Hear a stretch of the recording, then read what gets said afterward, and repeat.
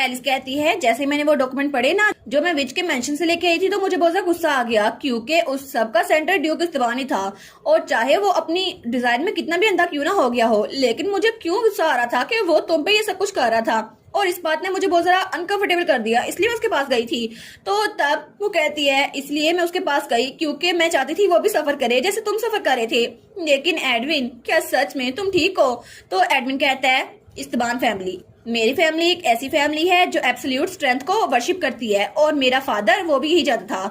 लेकिन कॉन्स्टेंटली मैं पैदा हो गया जिसके पास रेयर पावर थी, और जो कि बहुत ज्यादा जनरेशन के बाद आती है, और मेरे पास ही वो पावर थी। और अगर मेरी पावर को पीक तक लेके जाना था तो मुझे टॉर्चर करना चाहिए था, जिसकी वजह से मेरे फादर ने मुझे कैद करके रखा। और वो चाहते थे कि वो मेरी एब्सोल्यूट पावर को कंट्रोल कर सके अपनी मर्जी से। और ड्यूक इस्तान को इसलिए एब्सोल्यूट स्ट्रेंथ के साथ ऑब्सेशन थी, वो चाहते थे मेरी पावर उनके पास चले जाए, इसलिए उन्होंने ये सब कुछ किया। तो वो सोचती है सच में ये इतनी देर तक उस टावर में रहा इसलिए इसको इतनी इमोशंस फील नहीं होती। तो वो कहती है ये तो तुम्हारी स्टोरी है ना, लेकिन तुम इतने काम होकर कैसे सुना सकते हो? वो कहता है एलिस, मुझे लगता है तुम्हें कोई गलत फहमी हुई है। मेरा चाइल्डहुड बिल्कुल भी बुरा नहीं था, वो बहुत ज्यादा प्रीशियस था क्योंकि तुम मेरे पास थी और तुम मुझे मिली थी। तो एलिस कहती है क्या मैं? तो वो कहता है हाँ बिल्कुल, क्योंकि तुम्हारी वजह से, सिर्फ तुम्हारी वजह से अगर मुझे 100 साल और भी उस टावर में रहना पड़ता ना तो मैं रह पाता, क्योंकि तुम मुझसे मिलने आती थी। तो वो कहती है लेकिन बचपन में तुम्हारे पास कोई भी नहीं था जिसपे तुम भरोसा कर सको, और मैं तो बस तुम्हें मिली थी जब तुम 8 साल के थे। और वो सोचती है किसी और फ्यूचर में मिकाइल ने तुम्हारी जान बचाई थी और तुम उसके साथ ऑब्सेस हो गए थे, लेकिन अगर कोई भी तुम्हारी जान बचाता तुम उसके साथ ऑब्सेस हो जाते। तो एलिस कहती है लेकिन एडविन, क्या पता दुनिया में कोई और भी हो जिसको तुम पसंद करते हो, तो तुम्हें दुनिया घूमनी चाहिए। क्या पता तुम मुझे पसंद ना करते हो, किसी और को पसंद करते हो। तो एडविन कहता है नहीं, कोई भी ऐसा नहीं था जिसको मैं पसंद करूँ, क्योंकि तुम अपनी उस वीक बॉडी से हर रोज क्लाइंब करके आती थी वो टावर ताकि मेरे साथ वक्त गुजार सको, और तुम मुझे फेरी टेल सिखाती थी, और तुमने मेरे जख्मों को साफ किया था और मेरे लिए खाना लेके आती थी, और तुम्हारी वजह से मैं स्माइल कर पाया था, क्योंकि एलिस मेरे लिए तुम ही थी जो सबसे ज्यादा खास थी। इसलिए एलिस, मैं तुम्हें पसंद करता हूँ, मैं सिर्फ और सिर्फ तुम्हें पसंद करता हूँ। तो क्या तुम भी मुझे पसंद करती हो? तो एलिस कहती है हाँ बिल्कुल, मैं भी तुम्हें बहुत ज्यादा पसंद करती हूँ। तो तब उसको गले लगा लेता है। वो कहता है thank you so much Alice मेरी बात का जवाब देने के लिए। तो तब एलिस पीछे होती है और वो सोचती है ये टाइम ये बात करने का नहीं है, मुझे इसका कर्ज ब्रेक करना होगा। वो कहती है एडविन, मेरा एक सवाल है, आखिर तुम कितने ज्यादा पावरफुल हो? वो कहता है मैं पूरी दुनिया को डिस्ट्रॉय कर सकता हूँ। वो कहती है क्या इतने ज्यादा पावरफुल? और वो सोचती है क्या मतलब ड्यूक इस्तान इस पावर के पीछे था? तो वो कहती है नहीं एक मिनट रुको, लेकिन अगर ऐसा ही है तो एडविन की पावर वो किसी को भी कंट्रोल कर सकती है ना, तो स्पिरिचुअल पावर इसके बदले में कुछ ना कुछ कर सकेगी, जैसे मिकाइल। तो मिकाइल अपना कान साफ करता है, वो सोचता है इस वक्त मेरी कौन बात कर रहा है। तो हमारे लिए सोचती है, वो कहेगा अगर तुम मेरी गर्दन पे चाकू भी रखो ना फिर भी मैं ये नहीं करूंगा। लेकिन वो कहती है एडविन चलो ना मिकाइल के पास चलते हैं, वो तुम्हारी हेल्प कर सकता है, तुम्हारी कंडीशन को सुधार सकता है। वो कहता है नहीं मैं ऐसे ठीक हूँ। लेकिन वो सोचता है अगर उसने मेरी जान बचाई ना तो वो कहेगा देखो ना मैंने तुम्हारी जान बचा ली। और एडविन की इमेजिनेशन में तो मिकाइल बहुत ज्यादा शरारती था। तो तब सीन चलता है और उसके बाद हमें महल दिखा रहता है और हमारी हीरोइन की कोरोनेशन थी और वहां पे सारे नोबल्स जमा थे और तब वहां पे एम्पर खड़ा हुआ था। वो कहता है ठीक है, तो मेरी बेटी एलिजाबेथ वो यहाँ पर आ रही है, और तभी हमारी हीरोइन एलिस वहां पर आती है और वो बहुत ज्यादा प्यारी लग रही थी। तो तभी वहां पर एक सर्वेंट आता है और वो एम्पर को ताज और रिंग देता है। तो हमारा एम्पर वो उस ताज को उठाता है और हमारी एलिस के सर पे रखता है, तो हमारी एलिस उस रिंग को पहनती है। तो एम्पर कहता है ठीक है, तो आज मेरी बेटी एलिजाबेथ रूट एल्गोरस वान वो आज एक क्राउन प्रिंसेस बन चुकी है। तो सब लोग उसको ग्रेट करते हैं। तो तब वो हमारी एलिस को लेकर बालकनी में जाता है और तब हमारी एलिस वहां पर सबको देखती है। वो सोचती है ये सारे लोग मुझे ग्रेट कर रहे हैं, और तब हर कोई उनको चीयर्स कर रहा था, लॉन्ग लिव एल्गोरस, लॉन्ग लिव एम्पर, और हर कोई उनको चीयर कर रहा था। वहां पे बच्चे भी थे, औरतें भी थे और आदमी भी। तो एम्पर वो भी अपना हाथ हिलाता है। वो कहता है आज का दिन बहुत ज्यादा यादगार है क्योंकि आज तुम क्राउन प्रिंसेस बन चुकी हो, तो तुम्हें इंतजार नहीं करना पड़ेगा क्योंकि इस साल का स्पिरिट फेस्टिवल वो बहुत ज्यादा ग्रैंड होने वाला है और तुम्हें गॉडेस ने चुना है, इसलिए तुम लोगों की तरफ खुशी लेकर आओगी। तो हमारी एलिस स्माइल करती है और वो दिल में सोचती है एक मिनट, वो स्पिरिट फेस्टिवल मुझे अटेंड करना पड़ेगा, इसका मतलब है कि सारा काम मेरे कंधों पे आ जाएगा, लेकिन मुझे तो कुछ करना ही नहीं आता ना। और उसके बाद सीन जो रहता है और हमें ड्यूक विगमेंट का कैसल दिखा रहता है और तभी वहाँ पर ड्यूक विगमेंट आता है। तो तब वो कहता है ठीक है दरवाजा खोलो, और तब जब वो दरवाजा खोलते हैं तो वो कहता है ग्रीटिंग योर हाइनेस, और वहाँ पे हमारी एलिस बैठी हुई थी। वो कहती है गुड मॉर्निंग ड्यूक विगमेंट, थैंक यू सो मच मेरा इन्विटेशन एक्सेप्ट करने के लिए। तो ड्यूक विगमेंट कहता है ये तो मेरा ऑनर था, और वो वहाँ पे बैठ जाता है। तो हमारी एलिस कहती है प्लीज आप चाय ला सकती हैं और ड्यूक के लिए डिजर्ट भी लेके आइएगा। वो कहती है जी। और उसके बाद वहाँ पे बहुत सारे डिजर्ट्स आ गए थे और वहाँ पर ग्रीन ग्रेप्स भी थे। तो हमारी एलिस कहती है ये तो ड्यूक विगमेंट की स्पेशलिटी है ना। वो कहता है आपको तो बहुत इन्फॉर्मेशन है।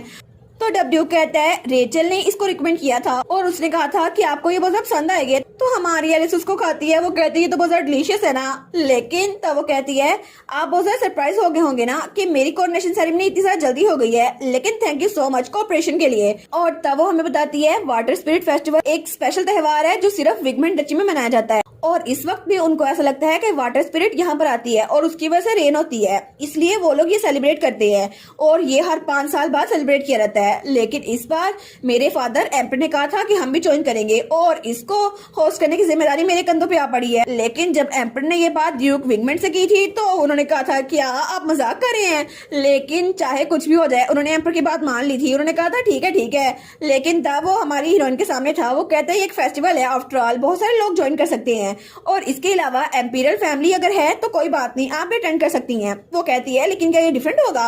वो कहता है जी बहुत ज्यादा डिफरेंट होगा, लेकिन मैं आपको एक बात बताना चाहता हूँ कि हमारी फैमिली में विगमेंट के पास स्पेशल एबिलिटीज होती हैं जिसकी वजह से हमें स्पिरिट का ब्लड है। तो वो कहती है क्या स्पिरिट का ब्लड। और वो सोचती है कि तो मैं पहली बार सुन रही हूँ ना, क्योंकि क्राउन प्रिंसेस के लेसन में मैंने कभी ये बात नहीं सीखी थी। तो वो कहता है जी बिल्कुल, कुछ भरोसेमंद साथियों के अलावा सिर्फ आपको यह बात पता है। वो कहती है क्या, लेकिन मुझे क्यों।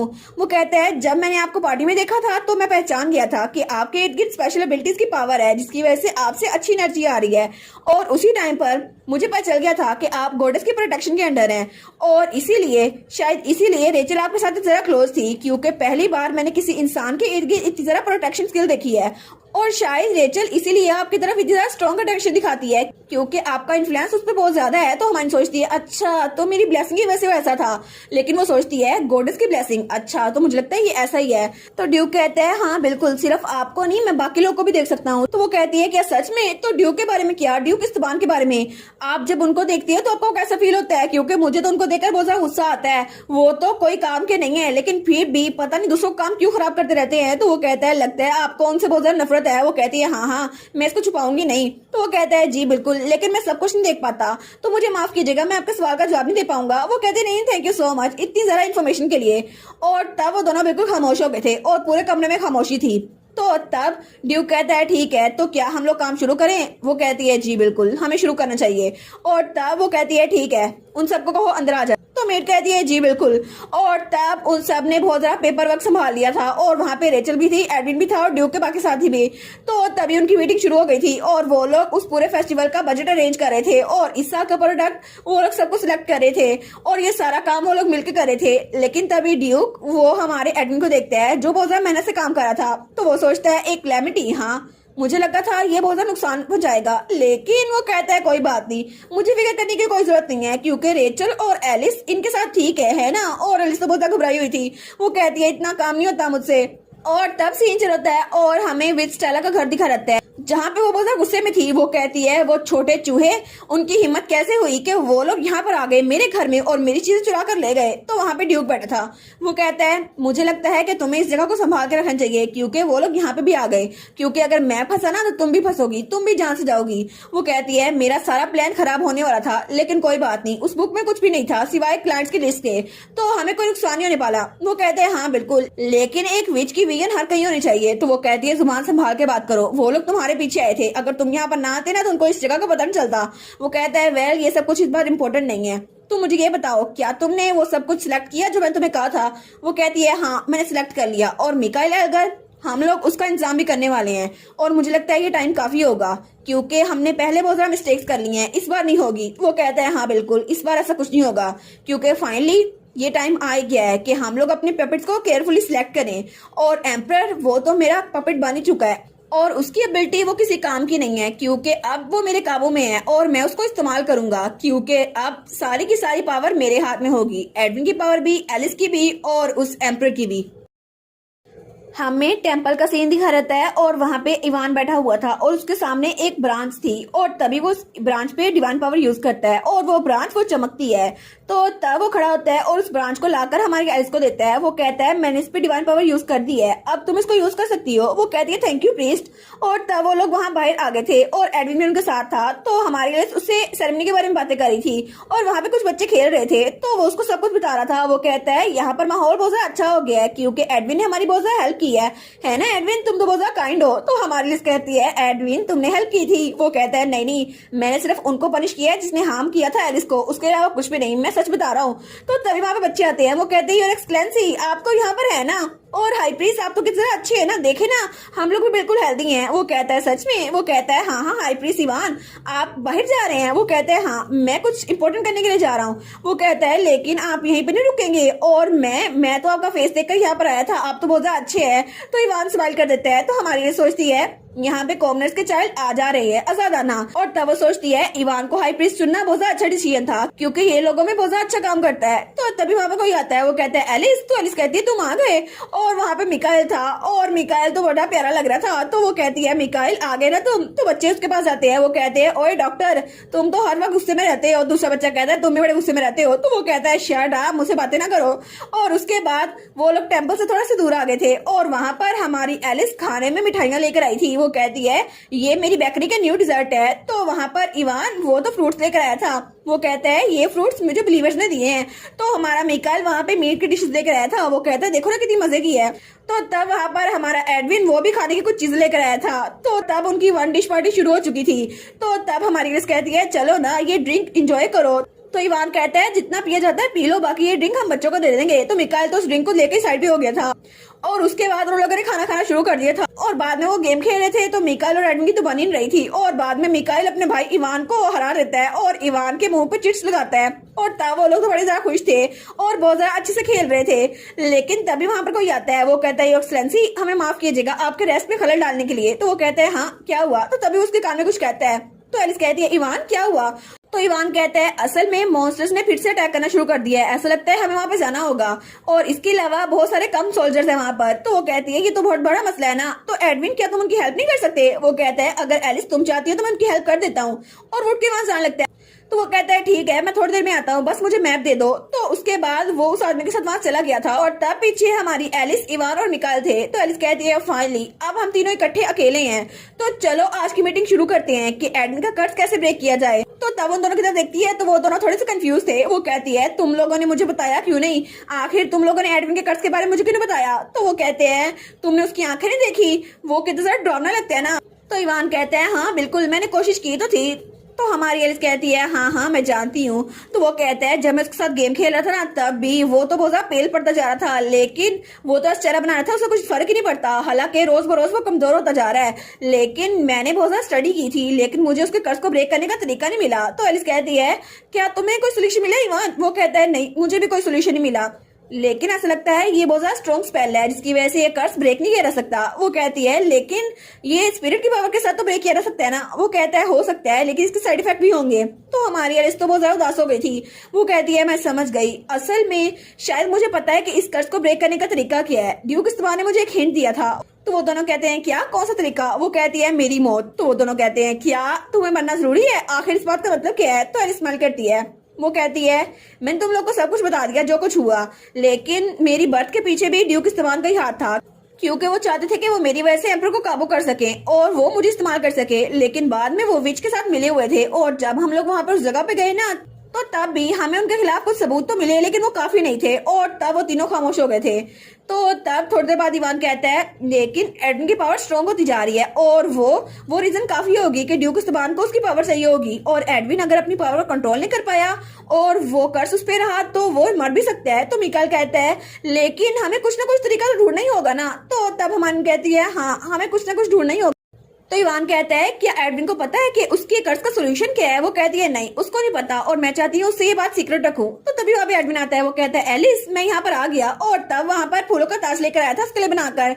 वो कहती है तुम इतनी जल्दी आ गए क्या सच में? और तब उसके पास जाती है वो कहता है मैंने सारा एरिया क्लीन कर दिया। वो कहती है गुड जॉब एडविन। और तब वो कहता है मैं तुम्हारे लिए ये बना कर लाया हूँ। वो कहती है सच्ची, ये तो बहुत ज्यादा प्यारा है, मेरे सर पे रख दो ना। तो तब उसके सर पे वो फूलों का ताज रखने लगता है, लेकिन तभी मिकाइल आता है और उस फूलों के ताज के नीचे गिरा देता है। वो कहता है देखा, बचपन में तुमने मेरे ताज को नीचे गिराया था ना, ये लो उसका बदला।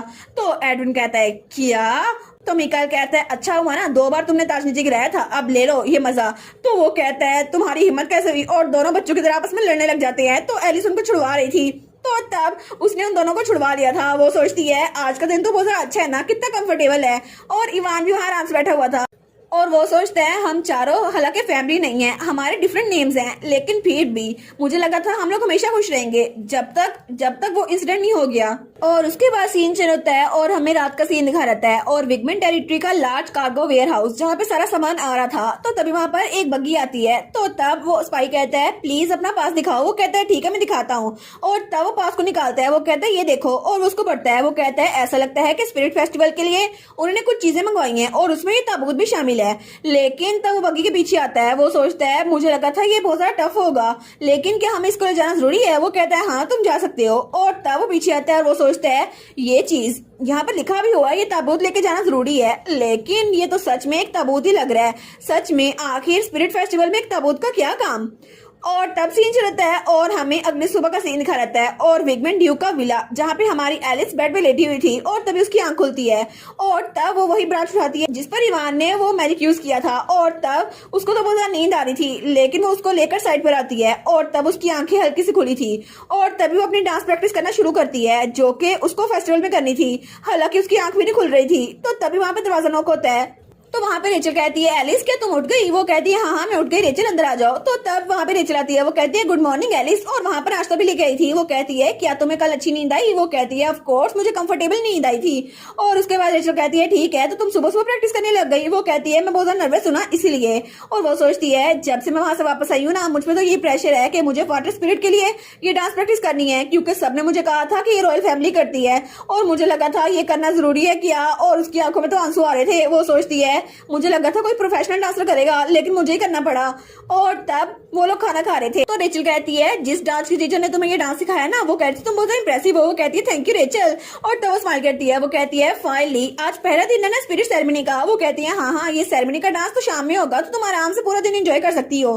तो वो कहती है सच्ची, तो क्या तुम मेरे साथ फेस्टिवल में चलोगी? तो तब रेचल उसके मुंह पे हाथ रखती है। वो कहती है बिल्कुल नहीं, मैं तुम्हारे साथ नहीं जाऊंगी और तुम फिक्र ना करो, मैं किसी और के साथ जाने वाली हूँ और तुम किसी और के साथ चल जाना, ठीक है। और तब हमें फेस्टिवल का सीन दिखा रहता है जब हर कोई उस फेस्टिवल को एंजॉय कर रहा था, लेकिन हमारी एलिस एडविन के साथ बैठी हुई थी। और तब वो सोचती है उसने मुझे कहा था जल्दी जाओ कपड़े चेंज करके आओ, और वो मुझे यहाँ एडविन के साथ भेजना चाहती थी और मेरे और एडविन के ड्रेस सेम टू सेम है। लेकिन वो सोचती है आखिर उसने ऐसा क्यों किया था। और रेचल ने हम दोनों के लिए कपल लुक प्रिपेयर किया है और वो जरा गर्म जोशी से। तो रेचल कहती है नाइस, अच्छा हुआ ना। तो तब एडविन कहता है एलिस क्या ये अच्छा लग रहा है? वो कहती है हाँ ये बहुत ज्यादा अच्छा लग रहा है और ये चीजें बहुत ज्यादा मजे की है। तो तब वो उसके आगे होता है और उसके मुंह पे थोड़ा सा केक लगा था और तब उसको उतारता है। तो हमारी एलिस कहती है क्या आखिर तुम क्या कर रहे हो? तो तब वो स्माइल करता है। वो कहता है एलिस हम लोग अब एक कपल है ना। तो एलिस वो तो बहुत ज्यादा ब्लश कर रही थी। तो तब वो कहता है ठीक है एलिस अब हमें क्या करना चाहिए? और तब उसके हाथ पे रखता है। तो एलिस कहती है अच्छा हमें। वो सोचती है मुझे इसका ध्यान भटकाना ही होगा। और उसके बाद वो लोग गेम खेल रहे थे और वहां पे एक बच्चा उस पर पानी फेंक रहा था, लेकिन तभी एडविन हमारी एलिस को प्रोटेक्ट कर रहा था और एलिस वो साइड से होती है और उस बच्चे पे पानी फेंक देती है। तो वो बच्चा कहता है क्या मैं हार गया?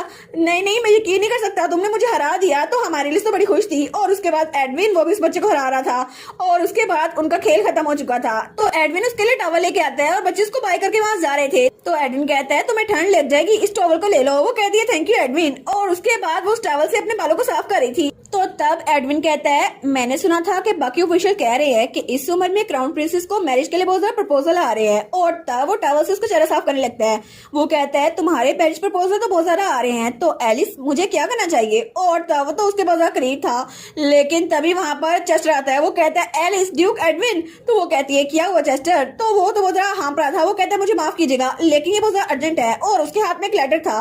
वो कहती है क्या ये लेटर कहाँ से है? वो कहते हैं टेम्पल से। वो कहती है आखिर इसमें क्या क्या लिखा है। और तब उसको खोल के पढ़ती है, वो ईवान की तरफ से था। वहां लिखा था, क्राउन प्रिंसेस, मुझे माफ कीजिएगा, मैं सीधा पॉइंट पे आता हूँ बिना किसी ग्रीटिंग के। कल रात अचानक से वो नाइट जो मैंने असाइन किया था ताकि वो मिकाइल की हेल्प कर सके और उसको प्रोटेक्ट कर सके, वो बहुत ज्यादा जख्मी हो गया। और उसने बताया वहां पर कोई ऐसा इंसान आया है जो कि सोर्सरी कर सकता था और मैजिक की वजह से उसने मिकाइल को किडनैप कर लिया। तो एलिस कहती है, क्या मिकाइल किडनैप हो चुका है? लेकिन आखिर मिकाइल को कौन किडनैप करेगा? एलिस सोचती है, मैं तो भूल ही चुकी थी कि आखिर उस स्टोरी में हुआ क्या था, क्योंकि एक दिन अचानक से मिकाइल, जो मुझे लगा था फिक्शनल है लेकिन वो तो एक असल इंसान है ना, और मिकाइल के पास बहुत ज़्यादा होली पावर थी जिसकी वजह से वो बहुत सारे लोग का टारगेट बन चुका था। और एक बार एक ऐसा इंसिडेंट हुआ जिसमें स्पिरिट फेस्टिवल के दौरान उसको किडनैप कर लिया गया और उस दौरान मिकाइल को एम्पर ने किडनैप करवाया था ताकि उसे सेरेमनी के लिए एक सेक्रीफाइस के तौर पर यूज कर सके। लेकिन तभी एम्पर की जान किसी ने ले ली। वो था एडविन, जो वहां पर आया और उसने मिकाइल की जान बचा ली और उसने एम्पर को भी मार डाला। और ये सब कुछ वो बग्गी में बैठकर एडविन और चेस्टर को बता रही थी। तो वो कहती है, मैं भूल ही गई थी कि हालांकि फ्यूचर चेंज भी हुआ है फिर भी कुछ चीजें तो सेम ही रहेंगी ना। तो तब वो कहती है, अगर मिकाइल को कुछ हो गया तो मैं क्या करूंगी। तो तभी हमारा एडविन वो उसको दिलासा देता है और कहता है, एलिस कोई बात नहीं, लेकिन ऐसा नहीं है, मुझे तुम पे यकीन नहीं है, फिर भी मुझे लगता है मैंने कुछ गलत सुन लिया है। तो वो कहती है, क्या? वो कहता है, असल में तुमने कहा कि मैं मिकाइल को बचाऊंगा, लेकिन आखिर मैं उसको क्यों बचाऊंगा? तो चेस्टर की तो हंसी कंट्रोल करना मुश्किल हो रही थी। वो कहता है, बस ये कह दो तुम सच नहीं बोल रही है ना, मैंने कुछ गलत सुना है कि मैं मिकाइल को पसंद नहीं करता था। तो वो कहती है, नहीं नहीं, वेल यू सी, तुम उसको बहुत ज्यादा पसंद करते थे और जो फ्यूचर मैंने देखा था ना उसमें तुम उसी के साथ थे। तो हमारा एडविन सोचता है, क्या? और तभी उसे याद आता है जब बचपन में एलिस उसे मिकाइल के पास लेके आई थी और उसने कहा था, मिकाइल को देखकर तुम्हें ऐसा नहीं लगता जैसे छोटा सा एंजल सोया हो, है ना? तुम्हारे माइंड में कोई बेल रिंग नहीं होती? और तब दोबारा से उसने कहा था, उस बच्चे का नाम मिकाइल है, मैंने तुम्हें मेंशन किया था ना, और मुझे माफ कर देना तुम दोनों को इंटरप्ट करने के लिए, तुम दोनों कंटिन्यू रखो। और जब वो कहती है, प्लीज एडविन ऐसा ना करो, मिकाइल के साथ ऐसा ना करो, और वो सोचता है, एक मिनट, तो ये तब से मुझे मिकाइल के साथ जोड़े हुए थी। तो तब चेस्टर की तो बहुत ज्यादा हंसी छूटती है, उसे तो कंट्रोल करना मुश्किल हो गया था, लेकिन एडविन उसको सर पे मारता है और वो अपनी हंसी कंट्रोल कर लेता है। तो हमारी एस कहती है, एडविन तुम ठीक तो हो ना? वो कहता है, नहीं, अब मैं क्या करूं, तुम कह रही हो मैं उसके साथ था। वो कहती है, ठीक है, मैं तुम्हारे टेस्ट की रिस्पेक्ट करती हूँ, कोई बात नहीं, तुम्हारी प्रेफरेंस जैसी भी हो मैं उसकी रिस्पेक्ट करती हूँ। और तब वो कहती है, लेकिन जो फ्यूचर मैंने देखा था ना अपनी एबिलिटी से, उसमें एम्पर ने मिकाइल को किडनैप करवाया था, लेकिन अभी वाली सिचुएशन में मुझे नहीं लगता कि एम्पर अकेला काम कर रहा है, मुझे लगता है कि उसको ड्यूक इस्तवान ने ये करने के लिए मजबूर किया होगा। और फिर वो कहती है, लेकिन अगर मैंने कुछ किया तो वो लोग मिकाइल को और कहीं छुपा देंगे, तो मैं प्रिटेंड करूंगी मुझे कुछ नहीं पता और सेरेमनी की देखभाल करूंगी, ठीक है? तो क्या उस दौरान तुम मिकाइल को ढूंढ सकते हो एडविन? तो एडविन कहता है, क्या मैं ढूंढूं? और वो मना करना ही लगता है, लेकिन हमारी एलिस कहती है, तुम कुछ भी मांगोगे मैं तुम्हें दे दूंगी। तो एडविन कहता है, ठीक है। तो तब चेस्टर दोबारा से हंसने लग जाता है। वो कहता है, माय लॉर्ड, मैं भी आपके टेस्ट की रिस्पेक्ट करता हूँ। तो हमारे एडविन को तो बड़ा गुस्सा आ गया था, तो तब उसके पास आता है, उसको गलत मानने लगता है। तो हमारे लिए सोचती है, चलो ठीक है, अगर ये एडविन है तो मुझे लगता है कि वो एल को एक घोस्ट के तौर पर ढूंढ सकता है ना? तो तभी एडविन वो चेस्टर को घसीट के वहां से लेके जा रहा था, तो चेस्टर कहता है, प्रिंसेस मुझे बचाएं। तो हमारी एलिस तो उसको बाय करी थी। वो कहता है, मिस एलिस, लेकिन हमारी सोचती है, आई होप कि अब मैं रिलैक्स कर सकती हूँ, है ना? और तब सीन चेंज होता है और हमें किसी और जगह का सीन दिखा जाता है और वहां पे हमारा एडविन और ओलोइस था। तो ओलोइस कहता है, एम्पर अभी तक वहां पर नहीं पहुंचे, तो मुझे लगता है कि ये जगह ठीक होगी, है ना? और तब उसके हाथ में कुछ डॉक्यूमेंट थे। वो कहता है, ये विगमेंट की टेरिटरी है, तो मुझे लगता है कि यहाँ पर कुछ ना कुछ डेटा होगा। और हालांकि सारे इंपीरियल फैमिली से डरते हैं, लेकिन फिर भी उन्होंने चेक तो किया होगा ना। तो तब हमारा एडविन कहता है, ठीक है, जब एम्पर कोई भी हरकत करे तो मुझे बताना, ठीक है? और तब दरवाजा खोलता है और अपना मैजिक यूज करता है, और तब उसने हर कहीं अपना मैजिक यूज किया था। वो सोचता है, मुझे लगता है कि मेरी सेंसेस उस इंसान की प्रेजेंस को फील कर पा रही हैं, मिकाइल, है ना? और उसका डार्क ऑरा हर कहीं फैल गया था पूरे वेयर हाउस में। और तब वो सर्च करता है, लेकिन तभी उस ताबूत में से कुछ महसूस होता है। वो सोचता है, मुझे वहां से एक रिस्पॉन्स मिल तो रहा है, लेकिन तब उस ताबूत के पास जाता है और तब उसको थोड़ा हिलाता है। वो सोचता है, मुझे लगता है वो अभी भी जिंदा है ना? तो तब वो उस ताबूत को खोलने लगता है, लेकिन तभी उसे याद आता है जब एलिस ने कहा था, मैंने फ्यूचर में देखा तुम दोनों इकट्ठे हो और तुम दो तो बहुत ब्यूटीफुल लग रहे थे। तो वो कहता है, नहीं, मैं ऐसा नहीं कुछ करने वाला। और तभी इसको गुस्सा आता है और तब अपने मैजिक से उस ताबूत के पेज ढीले कर देता है। वो कहता है, ठीक है, मैं तुम्हें बाहर निकालने वाला, और तब वहां से मुड़ने लगता है। तो एडविन कहता है अगर बाहर निकलना है तो खुद निकल आओ, मैं तुम्हारी खिदमत नहीं करने वाला। लेकिन उस ताबूत से कोई रिस्पॉन्स ही नहीं आता। और तब सीन चलता है और हमें नाइट का फंक्शन दिखा रहता है जब वहां पर वो फेस्टिवल होना था। और उस स्टेज पर हमारी एलिस आती है जो कि उस ड्रेस में बहुत ही ज्यादा प्यारी लग रही थी। तो तब हर कोई उनकी तारीफें कर रहा था। वो कहते हैं वाह प्रिंसेस तो बहुत ज्यादा एलिगेंट लग रही है ना, मैंने सुना था कि क्राउन प्रिंसेस बहुत ज्यादा अच्छी लगेंगी, वो इस पर डांस करेंगी है ना। तो वहाँ पे रेचल और उसका फादर भी था। तो सब लोग कहते हैं हम बहुत ज्यादा एक्साइटेड है ना। लेकिन तभी वहाँ पर एक प्रिंसेस आती है जो अपने हाथ में वही ब्रांच लेकर आती है जिसमें हमारे इवान ने होली मैजिक यूज किया था। तो तब उसको पकड़ने लगती है। वो कहती है आज की नाइट तो बहुत ज्यादा ब्लेस्ड है ना। लेकिन तभी वहाँ पर एम्परर आता है। वो कहता है ये एटमोसफियर कितना अच्छा है। लेकिन हमारी हीरोइन कहती है योर मैजेस्टी आखिर आप अचानक यहाँ से कैसे आ गए, मैं तो यहाँ पे डांस करने वाली थी ना। वो कहता है एलिजाबेथ मुझे याद नहीं आता कि एम्पीरियल फैमिली और ड्यूक की फैमिली ने इस तरह का पहले कभी भी फेस्टिवल अरेंज करवाया हो। लेकिन क्या हमें इसमें और मीनिंगफुल चीज नहीं ऐड करनी चाहिए। तो एलिस कहती है क्या। तो एम्परर कहता है इसलिए मैंने कुछ प्रिपेयर करवाया है क्योंकि इसके जरिए मैं एक सेक्रीफाइस प्रिपेयर करने वाला हूँ। तो सब लोग कहते हैं क्या एक सेक्रीफाइस, लेकिन एक लिविंग सेक्रीफाइस तो मना है ना, ये नहीं हो सकता, ये तो ब्लैक मैजिक में होता है। तो हमारी एलिस कहती है क्या एक लिविंग सेक्रीफाइस। और तभी एम्परर इशारा करता है और वहां पर वो कॉफिन लाया जाता है, वही ताबूत। तो तब वो ताबूत सबके सामने रखा जाता है। तो सब लोग कहते हैं क्या सच में ये एक सेक्रीफाइस होने वाली है। लेकिन सच में हमें लगा था ये सिर्फ एक ताबूत है, लेकिन अगर इसके अंदर कोई हुआ तो तब सब लोग उसके बारे में बातें कर रहे थे। और वहाँ भीड़ में ओफिलिया और ड्यूक इस्तेबान भी थे।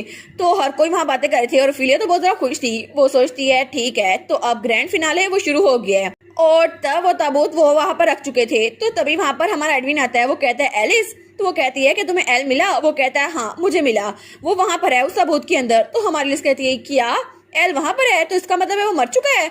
लेकिन तभी वहां पर कोई आदमी उस ताबूत को खोलने लगता है। लेकिन जैसे वो उसको खोलता है ना उसके मुंह पे मुक्का पड़ता है। तो वो कहता है क्या मेरे मुंह पे मुक्का किसने मारा। और दूसरा स्पाई भी उसके पास आता है। तो हमारे लिए सोचती है क्या आखिर हो क्या रहा है। और तभी उसमें से एक हाथ निकलता है और उस आदमी का क्लॉक वो ले लेता है। तो तभी वो क्लॉक उसको उस ताबूत के अंदर ले जाता है। तो हमारी एलिस और एडविन सोचते हैं आखिर ही हो क्या रहा है, ये कर क्या रहा है। और थोड़ी देर बाद ही वहां से हमारा मिकाइल निकलता है और उसने वो क्लॉक अपने इर्द गिर्द लपेट लिया था क्योंकि बेचारे के पास कपड़े नहीं थे ना। तो वो तो बहुत ज्यादा एम्बेरस और बहुत ज्यादा गुस्से में आया हुआ था। वो कहता है आखिर ये किसने किया। लेकिन सब लोग उसको देखकर बहुत ज्यादा खुश थे। वो कहते हैं वाओ ये होती है ना ब्यूटी। तो तब हमारी एलिस को कहती है एल तुम ठीक तो हो ना। तो जो स्पाई उसको बाहर निकालने के लिए आया था ना वो भी उसको देखकर बहुत ज्यादा हैरान था और वो भी उस पर लट्टू हो गया था। लेकिन हमारा एल चिल्ला कहता है आखिर किस पास्टर ने ये करने की कोशिश की। तो पीछे से हमारा एडविन एलिस के कान ढक लेता है। लेकिन उस स्पाई के कान से तो खून निकलने लग गया था। तो तब वो कहता है मैं सबको खत्म कर दूंगा, आखिर मेरे पास कोई भी इलाज करवाने आएगा ना मैं सबको बताऊंगा मेरे साथ ऐसा करने की हिम्मत किसने की। तो हमारी एलिस कहती है एडविन क्या तुमने उसको ऐसे छोड़ दिया बाहर निकालने के बजाय। वो कहता है मैंने ढक्कन खोला था लेकिन ऐसा लगता है कि खुद ही बाहर नहीं निकला था। वो कहता है तुम्हारा क्या मतलब बाहर नहीं निकला था, डोर तो लॉक था, मैं कैसे बाहर निकलता, तुम थोड़ी हेल्प तो कर सकते थे मेरी। और तब उसको कॉल पकड़ लेता है। वो कहता है तुम मर जाओ एडविन, तुम किसी काम का नहीं हो, मर जाओ तुम। तो एलिस कहती है बस करो लड़ना। तो तभी वहां पर एम्परर आता है। वो कहता है लगता है सेक्रीफाइस तो एनर्जी से फुल है और ऐसा लगता है ये पूरी चीज नहीं है, तो चलो फ्रेशर के तौर पर लिविंग सेक्रीफाइस वो जरा अच्छी रहेगी। और तभी वो अपना मैजिक यूज करता है और जैसे ही उसका मैजिक यूज होता है तो हमारी एलिस कहती है क्या आखिर एम्परर कर क्या रहा है। लेकिन तभी उस पर भी कोई इफेक्ट पड़ता है। वो कहती है क्या ये क्या है। तो तब मिकाइल कहता है एलिस तुम ठीक तो हो ना। वो कहती है हाँ मैं ठीक हूँ, लेकिन ये स्टेला है वो विच वो इर्द गिर्द ही है, लेकिन आखिर वो प्लॉट क्या कर रही है। तो एम्पर कहता है गॉडेस, ये सब कुछ गॉडेस की वजह से हो रहा है और उसने ही मुझे ये होली पावर दी है ताकि मैं इस इटर्नल थ्रोन को हमेशा अपने पास रख सकूं। तो तब हमारी एलिस वहां भीड़ में देखती है। वो सोचती है वो कहाँ पर है, उसे कहीं पर आना चाहिए था। वो स्टेला और ड्यूक इस्तेबान, लेकिन उसको कहीं नहीं मिलते। तो ड्यूक कहता है ठीक है तो आज मैं अपनी पावर को यूज करूंगा गॉडेस की विल के मुताबिक। तो तब वहां पर एक ग्लोब था। वो कहता है मेरी डोमिनेशन इस दुनिया पे राज करने के लिए तैयार है और मैं इसको शुरू करता हूँ। और तभी वहां से रोशनी निकलती है और पूरी भीड़ में इर्द गिर्द फैल गई थी और तभी हर कोई उसका पपेट बन चुका था। एम्पर के साथ साथ हर इंसान वहां पर मौजूद हर एक इंसान ड्यूक इस्तेबान का पुतला बन चुका था और वो उसका हुक्म मान रहा था। लेकिन तब मिकाइल वो भी उसके जेर असर आ गया था। तो एलिस कहती है एल तुम कहाँ जा रहे हो। तो एल वहां से जा रहा था। तो वो सोचती है क्या ये वहां पर क्यों जा रहा है। लेकिन तभी उसकी बॉडी वो भी मूवमेंट करने लगती है। वो सोचती है क्या मैं भी उसके जेर असर आ रही हूँ। लेकिन तब एल एम्पर के पास आता है और उसके हाथ में जो ग्लोब था उसको टच करता है। तो तब वहां पर रोशनी फैलती है होली पावर की वजह से। तो एम्पर कहता है ठीक है तो मुझे लगता है ये काफी होगा क्योंकि मेरी सेक्रीफाइस वो तैयार है। तो हमारी सोचती है क्या तो इसका मतलब है कि एम्पर की स्पेशलिटी, जो कि उसने कहा था डोमिनेशन, स्टेला मुझे मारने वाली थी, तो ये थी उसकी एबिलिटी। इसका मतलब है कि एम्पर सबको काबू करने वाला है। तो तभी वहां पर वो देखती है तो वहां पर इवान आता है, तो इवान अपने घोड़े पे आता है, तो तभी वहां नीचे उतरता है और तब अपना लॉकेट निकालता है, और उसके लॉकेट की वजह से वहां ब्लैक ऑरा खत्म हो गया था और वहां पे नीली रोशनी फैल रही थी। तो वो सोचती है कि अब मैं अपनी बॉडी को मूव कर पा रही हूँ। वो कहती है इवान, तो वो कहता है रेजिस्ट करना बहुत ज्यादा मुश्किल है, तो मैं ज्यादा देर तक इसको काबू में नहीं रख सकता, तो प्लीज जितना टाइम मिले यहाँ से भाग जाओ। तो एडविन कहता है एलिस चलो चलते हैं, हमारे पास मौका है। तो वो कहती है बिल्कुल नहीं एडविन, मैं ऐसे ही सबको छोड़कर नहीं जा सकती, मुझे स्टेला को रोकना है और मिकाएल को बचाना है, तुम जानते हो ना मैं ऐसे नहीं जा सकती। पूरे हाल में हर कोई एम्पर का पपेट बन चुका था और कोई भी हिल नहीं पा रहा था, लेकिन इवान वो अपनी डिवाइन पावर यूज करता है ताकि लोगों को उससे दूर रख सके, और तब उसकी डिवाइन पावर और एम्पर का ब्लैक ऑरा मिक्स हो रहा था। तो तभी एडविन कहता है ठीक है एलिस, तो तुम्हें पता है वो विच कहाँ पर है? वो कहती है नहीं मुझे नहीं पता, लेकिन मुझे स्पिरिट के जरिए पता चल सकता है। वो कहती है स्पिरिट बाहर निकलो, मुझे बताओ स्टेला की लोकेशन कहाँ पर है, लेकिन वहां से कोई जवाब नहीं आता। वो कहती है क्या क्या ये स्पिरिट मेरी हेल्प नहीं करेगी? लेकिन वो सोचती है ओ नो, मैंने तो मिकाएल के जरिए इसको चार्ज नहीं करवाया, तो क्या पता कि वो स्पिरिट भी बहुत ज्यादा थक गई हो। तो तब पीछे से कोई आता है, वो कहता है योर हाइनेस क्राउन प्रिंसेस। तो वो कहती है क्या, और वहां पे ड्यूक विगमेंट था और वो भी बहुत मुश्किल से उसके काबू से बाहर निकला था। वो कहता है क्या मैं आपसे एक चीज पूछ सकता हूँ, ये सब कुछ ड्यूक इस्तबान ने करवाया है ना? वो कहती है हाँ बिल्कुल, ये सब कुछ ड्यूक इस्तबान ने एक विच के साथ मिलकर करवाया है और हमें उसे ढूंढना होगा जितनी जल्दी हो सके उतनी जल्दी। वो कहता है जी मैं समझ गया, तो मुझे लगता है कि आपको मेरी हेल्प की जरूरत होगी। इस पूरी डची के नीचे एक वाटरवे है जहां से कहीं भी आना जाना बहुत जरा आसान है, तो मुझे लगता है कि आपको ये लेना चाहिए। और उसको एक लॉकेट देता है। वो कहता है ये मेरी तरफ से एक ब्लेसिंग है और इसको आप यूज कर सकती हैं। तो वो कहती है थैंक यू ड्यूक, और तब वो और एडविन वहां से भाग रहे थे। तो तब ड्यूक वो सोचता है ओ वाटर स्पिरिट प्लीज उन दोनों की हेल्प करें, और तब वो भी झुक चुका था क्योंकि वो भी उस सेल्वेशन के अंडर आ चुका था। तो तब हमारी एलिस और एडविन वहां से भाग रहे थे उस अंडरग्राउंड टनल के अंदर। तो हमारी एलिस कहती है एडविन क्या तुम्हें कुछ सेंस हो रहा है? वो कहता है हाँ मैं सेंस कर पा रहा हूँ, इस तरफ मुझे इस तरफ से बहुत ज्यादा मैजिक सर्कल की एनर्जी फील हो रही है, और वहां पर बहुत ज्यादा एनर्जी थी। वो सोचती है जो फ्यूचर मैंने वो देखा था ना उसमें तो ऐसा कुछ भी नहीं था, वो सब तो एक जंगल में था ना और मुझे हॉस्टेज रखा गया था, लेकिन ये सब कुछ ऐसा नहीं होगा है ना, हम लोग ये सब कुछ ठीक कर सकते हैं। लेकिन तब वो कहती है एडविन, और वो सोचती है मुझे इसको प्रिटेंड करना है ना तो मुझे फ्यूचर को चेंज करना ही होगा। तो वो उसकी तरफ हाथ बढ़ाती है। वो कहती है हमें अलग नहीं होना चाहिए, हम लोग हाथ पकड़ लेते हैं। लेकिन तभी एडविन उसका हाथ पकड़ने लगता है तो वहां से कोई एनर्जी आती है और एलिस के हाथ में वही बटरफ्लाई रहती है, वो ब्लैक कलर वाली जो उसके बचपन में मिली थी स्टेला की वजह से। तो एडविन उसके हाथ पे करंट लगता है और वो अपना हाथ पीछे कर लेता है। वो कहती है एडविन तुम्हें क्या हुआ? लेकिन वो दोबारा से उसका हाथ पकड़ने लगती है तो पीछे से कोई हाथ उसका मुंह ढक लेता है। वो कहती है क्या? और तभी वहां पीछे से बहुत सारे हाथ हमारी एलिस को पीछे की तरफ धकेलते हैं और वो एडविन से बहुत ज्यादा दूर जा रही थी। तो एडविन कहता है क्या एलिस? और वो तो बहुत ज्यादा बुरी तरह से परेशान हो गया था और तभी उसकी ब्लैक एनर्जी उस पर हावी होने लगती है और तब वो कहता है बिल्कुल नहीं, मैं ये नहीं देख सकता। और पीछे से किसी की आवाज आती है मुझे इसको और ज्यादा अच्छे से रखना चाहिए था, जब तुम टावर में थे ना मुझे इसकी देखभाल वैसी करनी चाहिए थी, मुझे इसे ठिकाने लगा देना चाहिए था क्योंकि तुम तो मेरा मास्टरपीस होने वाले थे ना। और वो था ड्यूक इस्तबान उसका फादर जो वहां पे तलवार लेकर आया था। वो कहता है क्योंकि तुम तो मेरा एक परफेक्ट टूल होने वाले थे ना थ्रोन के लिए। तो एडविन कहता है क्या आखिर एलिस कहाँ पर है? तो ड्यूक कहता है तुम अभी भी उस लड़की की फिक्र कर रहे हो, तुम्हें कोई फिक्र नहीं है, मैं तुम पे बहुत ज्यादा डिसअपॉइंट हूँ मेरे बेटे।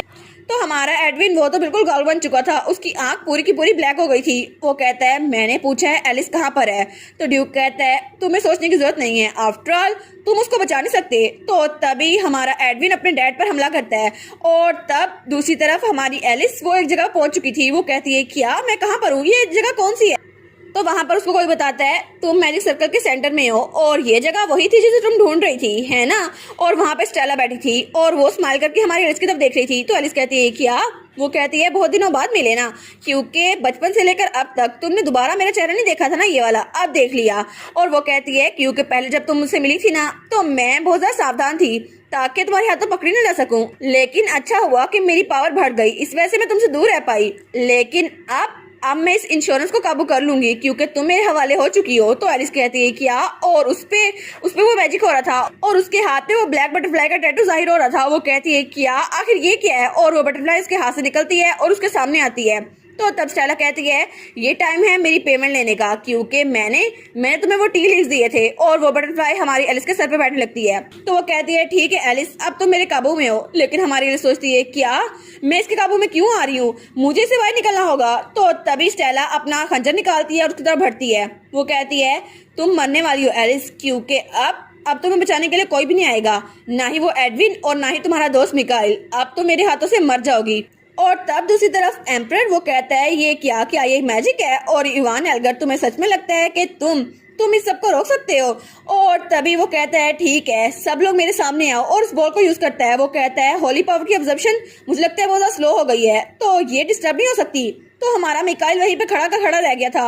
वो कहता है मुझे होली पावर और चाहिए, मुझे होली पावर दो। और तब हमारे मिकाइल पे हमला करता है। लेकिन हमारा मिकाइल सोचता है मेरी बॉडी ये तो हिल ही नहीं पा रही, आखिर मैं उस पर हमला कैसे करूं। लेकिन तभी वो धड़ाम से पीछे गिर गया था और एम्परर भी उसके साथ ही गिरा था। तो वो सोचता है नहीं मुझे इससे बचाना होगा खुद को। और एम्परर दोबारा से खड़ा होता है और वो मैजिक बॉल लेकर उसके पास आता है। तो वो कहता है मेरी होली पावर ये काम नहीं आ रही। तो तभी वो बजा हिम्मत करके अपना हाथ हिलाता है और उसके साथ ही कुछ पड़ा हुआ था। वो कहता है प्लीज मेरी बॉडी प्लीज थोड़ी सी हरकत करो। और तभी एम्परर वो कहता है तुम्हें मरना होगा, तुम्हारी होली पावर यूज करके तुम्हें मरना होगा और इससे मेरा काम हो जाएगा। तो तब मिकाइल उस चीज को उठाता है और एम्परर के सर में मारता है। वो कहता है तुम सो जाओ एम्परर। और तब एम्परर वहां जमीन पे गिर गया था। तो तब अपने भाई के पास आता है और कहता है ब्रदर। तो इवान कहता है एल मेरी हेल्प करो। वो कहता है लेकिन मैं कैसे कर सकता हूँ, मेरे पास डिवाइन पावर है लेकिन मैं कोई प्रीस्ट थोड़ी ना हूँ। तो इवान उसको घूर कर देखता है। वो कहता है जी ठीक है मैं करता हूँ हेल्प। और तब उसकी तरफ हाथ बढ़ाता है और तब वहां पर इर्द गिर्द ज्यादा रोशनी फैल गई थी। और दूसरी तरफ एडविन और ड्यूक इस्तेबान अभी तक लड़ रहे थे और उनकी पावर बहुत ज्यादा इंटेंस थी। तो हमारा एडविन तो बहुत ज्यादा गुस्से में आया हुआ था। वो कहता है आपकी हिम्मत कैसे हुई, लेकिन तभी उसने ड्यूक के बाजू पे हमला किया था। और ड्यूक कहता है क्या। और जब वो देखते हैं तो हमारे एडविन उसके बाजू से भी खून निकल रहा था। वो कहता है तुम इसको कंट्रोल नहीं कर सकते हैं ना, क्योंकि जितना जख्म तुम मुझे दोगे ना 10 गुना ज्यादा तुम्हें मिलेगा। तो तुम इसको बर्दाश्त नहीं कर पा रहे, लेकिन अभी भी तुम्हें उसकी फिक्र हो रही है। तो एडविन कहता है शट अप एलिस कहाँ है मुझे ये बताओ। तो ड्यूक कहता है वो तो अभी तक उस विच के साथ होगी। और अच्छा है ना वो उस विच के साथ है, तुम्हें फिक्र करने की जरूरत नहीं है क्योंकि वो विच उसका अच्छे से ख्याल रख लेगी। तो एडविन कहता है क्या आखिर तुम लोग एलिस के साथ करने क्या वाले हो। और तब वो दोबारा से ड्यूक पे हमला करता है। तो ड्यूक उसको रोक लेता है। तो तभी वो पीछे होता है। वो कहता है ये सब कुछ तुम्हारी गलती है, अगर मुझे पहले पता होता कि एलिस इतना ज्यादा सरदर्द बनने वाली है तो मैं एम्परर की जगह उसको वो पोषण देता ताकि वो मेरे काबू में आती और फिर तुम मेरे काबू में आ जाते। लेकिन तभी हमारा एडविन दोबारा से उसको पीछे धकेलता है। तो ड्यूक थोड़ा और पीछे रहता है। तो हमारा एडविन कहता है एलिस जैसी थी मुझे वैसी चाहिए, अगर तुम लोगों ने उसके साथ कुछ भी किया मैं सबको मार दूंगा, चाहे कोई भी हो चाहे तुम भी हो। तो वो कहता है सच में तुम मुझे मार सकते हो अपनी इस बॉडी के साथ, तुम सुसाइड करने वाले हो अगर ऐसा करोगे तो एडविन कहता है मुझे इससे फर्क नहीं पड़ता। लेकिन तभी उसे याद आता है जब एलिस रो रही थी और उसने कहा था एडविन प्लीज तुम मत मरना क्योंकि मैं तुम्हें खोना नहीं चाहती।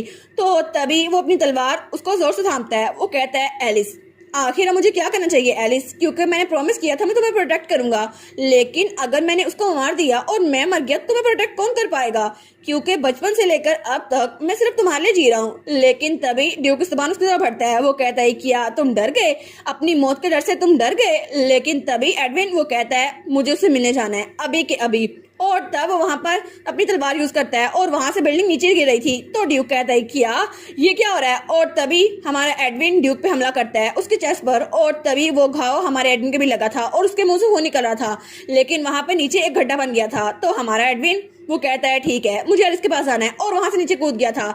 वो कहता है एलिस, और उसको उसकी सारी मेमोरीज याद आती थी जो उसके साथ थी। और तभी वो सोचता है एलिस ने कहा तो सब कुछ ठीक हो जाएगा, तो सब कुछ ठीक हो जाएगा है ना।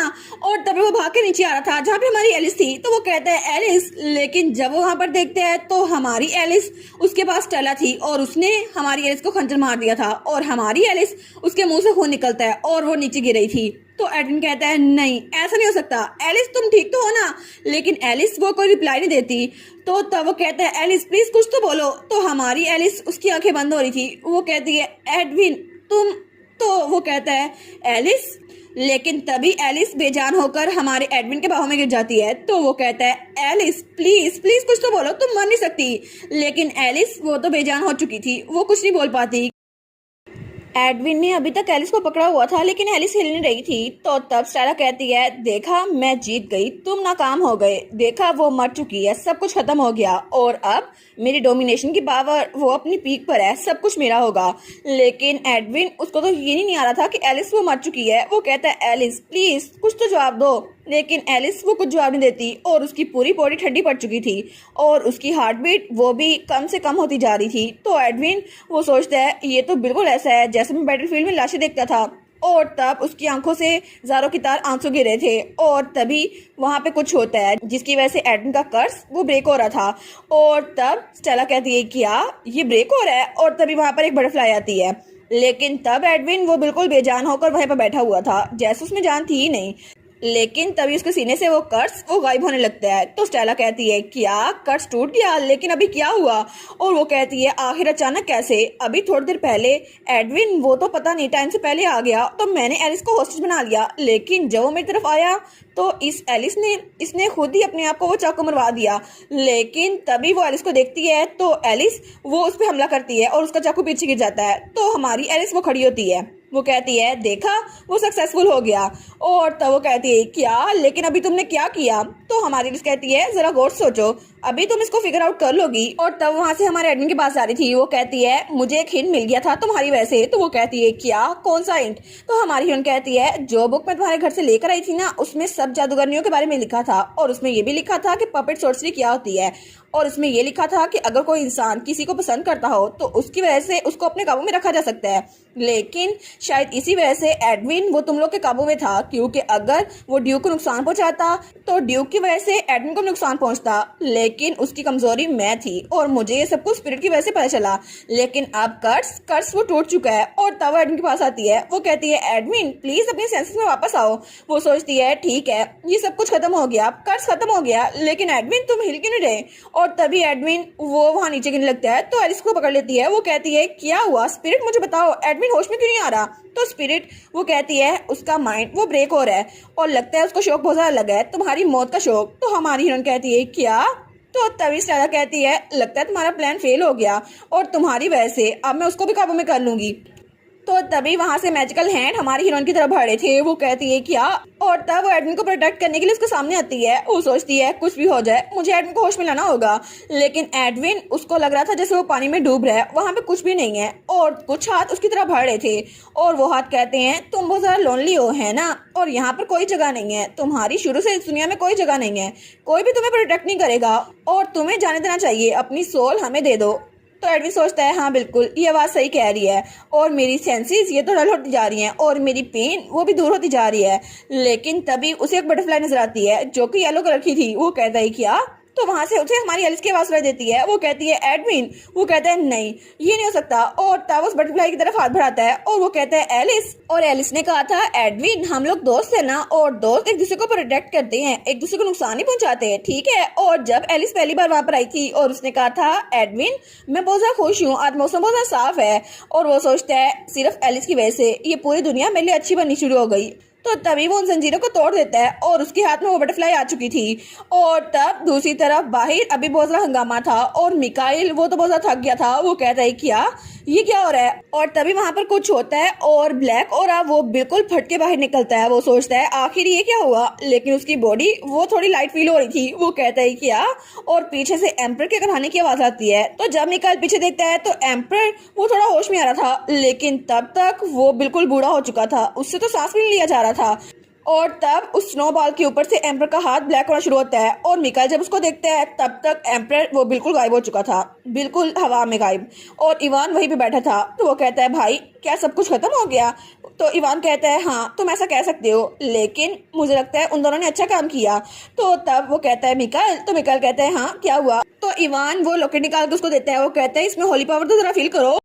वो कहता है, मुझे होली पावर भरने के लिए रखा हुआ है बस। और दूसरी तरफ वो जगह टूट फूट रही थी और वहां पे पानी भरा था, लेकिन स्टेला वो विच उसकी बॉडी भी ब्लैक हो रही थी। तो वो कहती है, क्या मैं फेल हो गई? लेकिन कैसे? और तब एडविन भी होश में आ चुका था और हमारी एलिस वो भी उसके सामने खड़ी थी और दोनों एक साथ थे। तो स्टेला वो बार बार अपना रूप बदल रही थी। वो कहती है ये तो अबसर्ड है, ये तो हो नहीं सकता, लेकिन क्या मैं सच में फेल हो गई? और तब वो भी वहां हवा में गायब हो जाती है, बिल्कुल एम्पर की तरह। तो तब हमारी विश कहती है क्या विच मर चुकी है? और तभी वहां पर पानी भरना और ज्यादा शुरू हो गया था, तो वो जगह टूटना शुरू हो गई थी। तो हमारी विश कहती है क्या हमें यहाँ से निकलना होगा, लेकिन हम कैसे निकले? तो वही नेकलेस जो उसको दूसरे ड्यूक ने दिया था वो चमकने लगता है, और उसकी वजह से वहाँ पानी भरने के बावजूद भी उनके इर्द गिर्द बबल कायम हो गया था, जिसकी वजह से वो दोनों बच गए थे। तो हमारा एडमिन कहता है एलिस? वो कहती है हाँ क्या हुआ? तो वो कहता है हमारे पास ज्यादा टाइम नहीं है, मैं तुम्हें उठा लेता हूँ। वो कहती है लेकिन एडविन तुम्हारा जख्म अभी तक हील नहीं हुआ। लेकिन वो उसको लेकर वहां से निकल गया था और उस पूरी जगह पर पानी भर गया था। लेकिन दूसरी तरफ हमें उस जगह की बाहर वाली साइड दिखाई जाती है, और तब एडविन हमारी एलिस को लेकर बाहर निकल आया था, और तब उसको वो एक सेफ जगह पर ले आया था। तो एलिस कहती है मुझे लगता है हम बच गए। एडविन क्या तुम ठीक हो? तुम्हारी कंडीशन कैसी है वो चेक करने दो। और तब उसका वाउंड चेक करने लगती है, लेकिन एडविन वो हिलता नहीं है। वो कहती है क्या एडविन? तो एडविन की आंखों में आंसू आ रहे थे। वो कहती है तुम रो क्यों रहे हो? तुम ठीक तो हो ना? तो वो कहता है एलिस तुम जिंदा हो है ना? तो वो कहती है हाँ मैं जिंदा हूँ, तुम तो ठीक हो ना? लेकिन उसको यकीन ही नहीं आ रहा था और वो अभी तक रोई जा रहा था। वो सोचती है इसकी हार्ट बीट तो बहुत ज्यादा फास्ट हो गई है, ऐसा लगता है कि इसका कर्स वो लिफ्ट हो चुका है।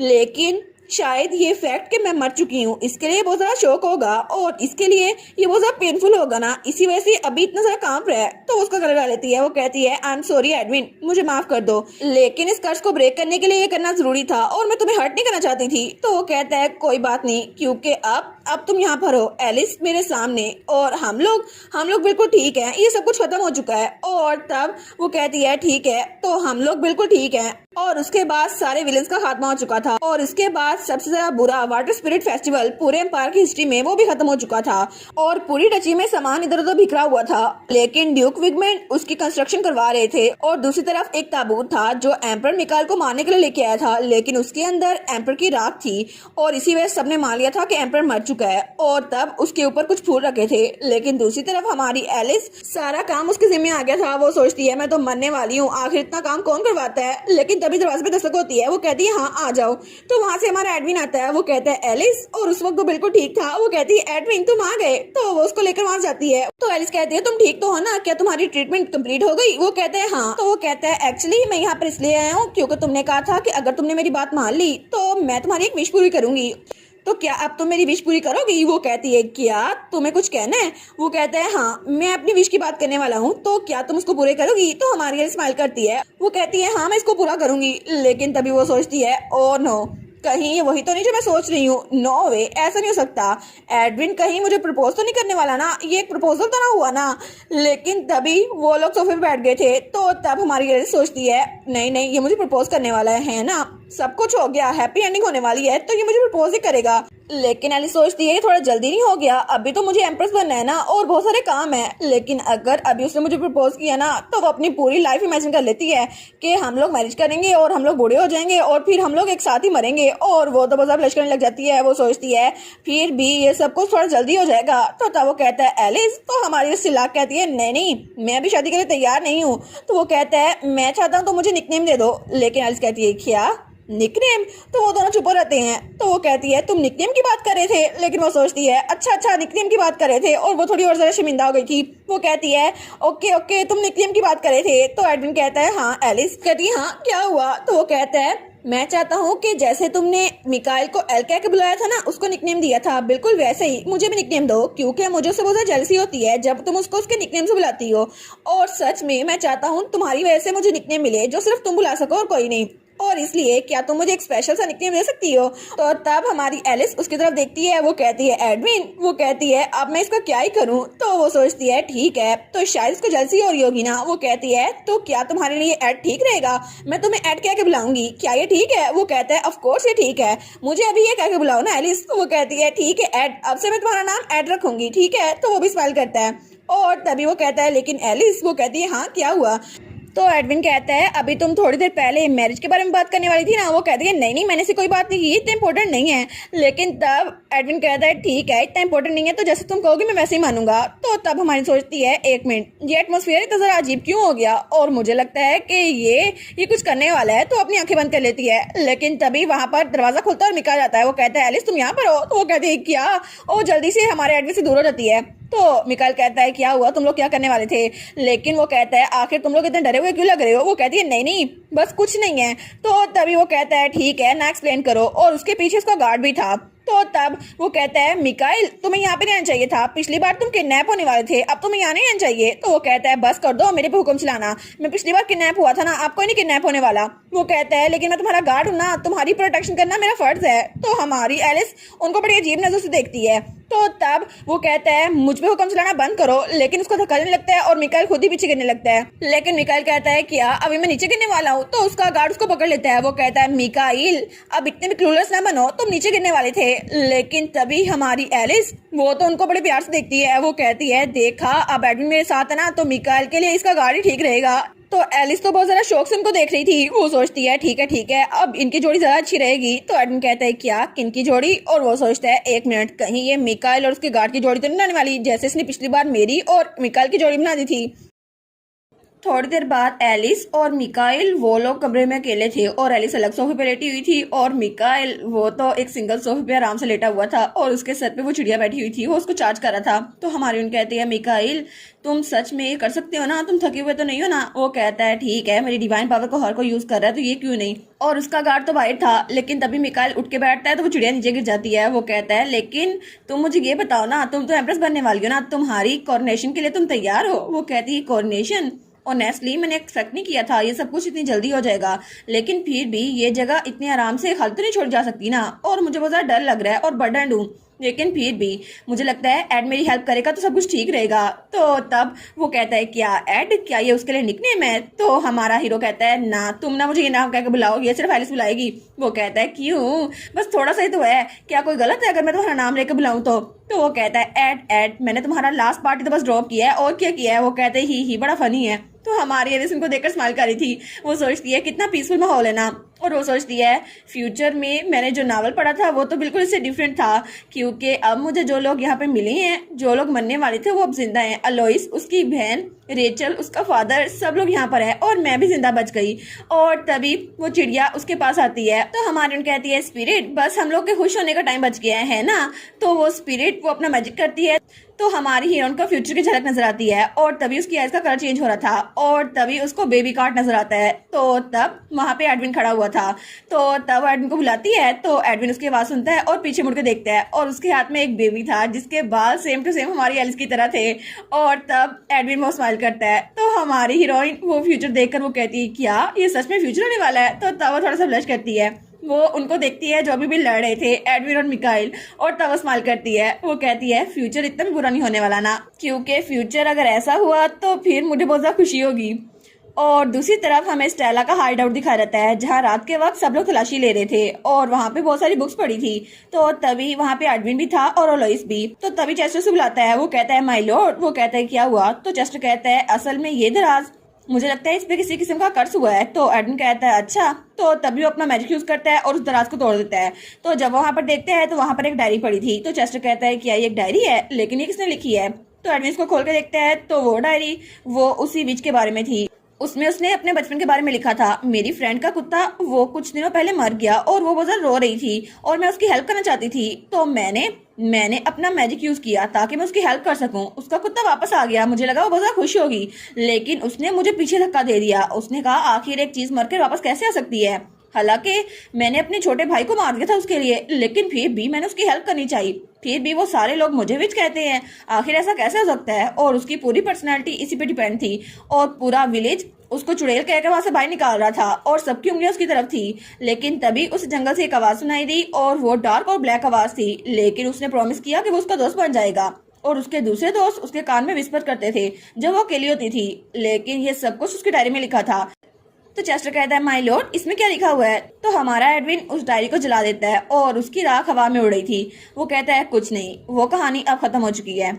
और तब वो वहां से बाहर निकलता है। वो सोचता है वो भी बिल्कुल मेरी तरह ही थी, जैसे मैं बचपन में था ना, बिल्कुल वैसा अकेली। लेकिन मेरे साथ कुछ लोग थे, लेकिन वो विच वो अकेली थी, उसके पास कोई भी नहीं था और मेरी तरफ भी वो हाथ बढ़ रहे थे, वो बुराई वाले हाथ। लेकिन मुझ में और उस विच में सबसे बड़ा डिफरेंस ये है कि मेरे पास ऐसे लोग थे जो मुझे प्रोटेक्ट करना जानते थे और इसीलिए मुझे भी उन लोगों को प्रोटेक्ट करना है। अब सिर्फ एक चीज रह गई है कि मुझे एलिस को प्रपोज करना है। और तब दूसरी तरफ हमें महल दिखा रहता है जहाँ पे हमारी एलिस अभी तक काम कर रही थी और बहुत सारे डॉक्यूमेंट्स थे। उसकी तो आंखें बंद हो रही थी, वो सोचती है बस थोड़ा सा ही काम रह गया है, लेकिन तभी उसकी आंखें डायरेक्ट बंद हो गई थी। और फिर थोड़ी देर बाद उसकी आंख खुलती है। वो कहती है क्या मैं तो काम कर रही थी ना, लेकिन तभी वहां पर कोई और काम कर रहा था, वो था हमारा एडविन जो कि उसका बचा हुआ सारा काम मुकम्मल कर रहा था। तो हमारी कहती है एड तुम, तो वो कहता है हाँ। तो तब वो सोफे पे लेटी हुई थी। वो कहती है क्या मैं यहाँ पे कैसे पहुंच गई, और मेरे ऊपर ब्लैंकेट भी है। वो कहता है बस थोड़ा सा रह गया काम, तुम सो जाओ एलिस। लेकिन वो सोचती है कि एडविन मुझे उठा के यहाँ पर लेके आया और मैं सोती रह गई, वो मेरे हिस्से का काम कर रहा है।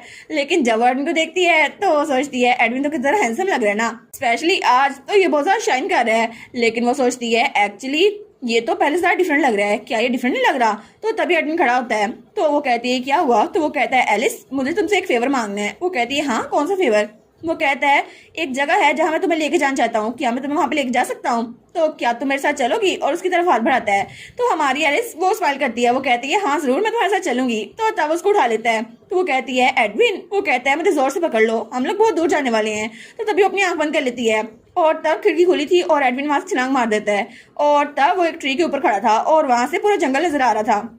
लेकिन थोड़ी देर बाद हमारी एलिस अपनी आंख खोलती है। वो कहती है ये जगह, क्योंकि वो वही टावर था जहाँ पे हमारा एडविन बचपन में कैद था। वो कहती है ये तो ड्यूक का टावर है ना, और तब वहां पर लैंड करता है।